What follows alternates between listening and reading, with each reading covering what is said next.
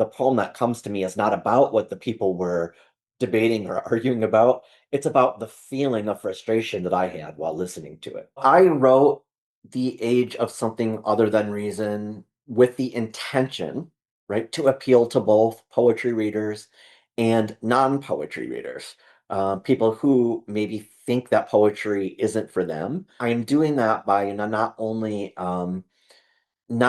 writing about what's current, but also by, I think, expanding the concept of poetry itself.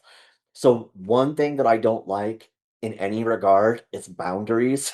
So I don't want someone to tell me what poetry is or isn't, and I don't want to tell you what poetry is or isn't. I can only tell you like what I find poetry in. When I say I hear poetry in everyday things, really, it's not the surface of what I'm hearing, it's the idea of what it's conveying to me. Let's say there's a debate on a specific topic, and nobody is really focusing on the actual facts, right? They're just going to their corners, right? And they're fighting from bullet points, on a page from one of their bosses or one of their, organizations they belong to who's trying to dictate, what they say.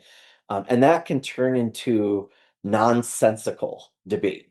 So when I hear something like that, I hear poetry in it. I identify there's something wrong here. There's something that's being missed.